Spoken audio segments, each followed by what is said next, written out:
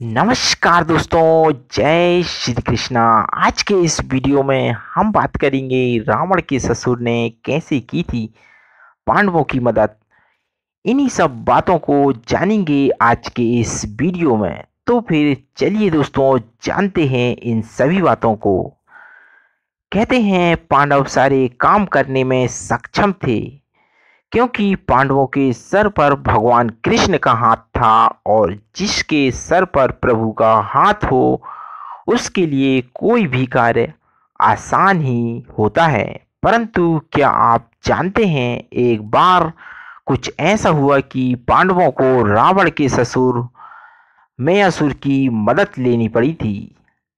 आप सोचते होंगे कि भला धर्म का साथ देने वाले पांडवों ने एक असुर से कैसे मदद ली होगी। तो चलिए दोस्तों, जानते हैं ये बात।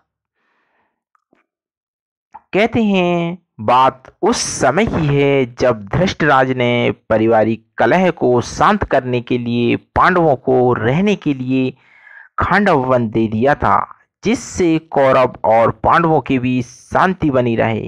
कहते हैं पांचों पांडवों ने भी शांति से ये बात मान ली और खांडव वन में रहने चले गए। लेकिन तब वो वन रहने के लायक नहीं था। कहते हैं किसी जमाने में वहां कभी सुंदर नगर द्वार हुआ करते थे, लेकिन जब पांडव वहां पहुंचे तब वहां सिर्फ एक पीहड़ जंगल बनकर रह गया था। कहते हैं तब पांडवों के सामने एक चुनौती थी कि वह कैसे उस बीहड़पन को रहने योग्य बनाए। तब कहते हैं भगवान कृष्ण ने उस चुनौती से निपटने के लिए पांडवों की मदद के लिए उनका मार्गदर्शन करते हुए कहा कि आप सभी को इस स्थान पर एक सुंदर नगर का निर्माण करने के लिए सबसे पहले इस जंगल की साफ सफाई करनी होगी। तब सारे पांडवों ने मिलकर उस बीहड़ जंगल की सफाई की और जंगल में आग लगा दिए, जिससे जंगल जलकर साफ हो जाए। कहते हैं दोस्तों इसके बाद भगवान कृष्ण ने इस खांडव वन पर राजधानी क्षेत्र बनाने के लिए देवताओं के शिल्पकार विश्वकर्मा जी का आह्वान किया था। परंतु शिल्पी विश्वकर्मा जी ने प्रभु को हाथ जोड़कर विनम्र भाव से भगवान से कहा, प्रभु मेरी क्या आवश्यकता है। इसी खांडव प्रस्थ वन पर मेरा मित्र और दैत्यों के शिल्पकार मैं दानव मेरे अच्छे मित्र हैं, जो मेरे से कईयों ज्यादा जानकारी इस स्थान की उन्हें है। कहते हैं विश्वकर्मा जी ने जैसे ही उनके मित्र मैं दानव का आह्वान किया, वह वहां प्रकट हो गए और सभी को प्रणाम किया। मैं दानव यहाँ के अच्छे जानकार थे। उन्होंने सबसे पहले इसी स्थान पर वृष पर्व के लिए राजधानी क्षेत्र बनाया था।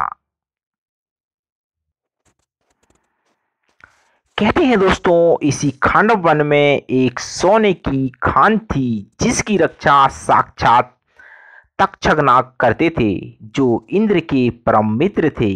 कहते हैं इस खजाने के लिए भगवान कृष्ण ने इंद्र की सहायता से पांडव को दिलाया था। उसी खजाने से अर्जुन को गांडीव धनुष जो जो बृहस्पति ने शिव जी की कठोर तपस्या से प्राप्त की थी, और कभी न समाप्त होने वाले तीर के अक्षय तर्कस को मयासुर द्वारा अग्निदेव से प्राप्त किया था, और कभी ना समाप्त होने वाले तीर के अक्षय तर्कस को मैं दानव ने अर्जुन को प्रदान किया था। कहते हैं इस अक्षय तर्कस को अग्निदेव से प्राप्त किया था। वहीं उसी खजाने में रखी कौमुद की गदा, जिसका निर्माण स्वयं मैं दानव ने किया था। मैं दानव ने बताया कि मैं दानव ने बताया कि इस वक्त पांडुपुत्र भीम के अलावा इस गदा को कोई नहीं उठा सकता। इसके बाद कहते हैं दोस्तों, यही खांडव वन का निर्माण इंद्रप्रस्थ के रूप में देवताओं के शिल्पकार भगवान विश्वकर्मा और दैत्यों के शिल्पकार मैदानव दोनों ने मिलकर इस पावन नगरी इंद्रप्रस्थ का निर्माण किया, जो वर्तमान में दिल्ली राजधानी के नाम से जानी जाती है। इसी के साथ दोस्तों हम लेते हैं इस वीडियो से विदा। वीडियो अच्छा लगा हो तो लाइक, कमेंट्स एवं सब्सक्राइब जरूर कीजिएगा। जय श्री राधे, जय जय श्री कृष्णा।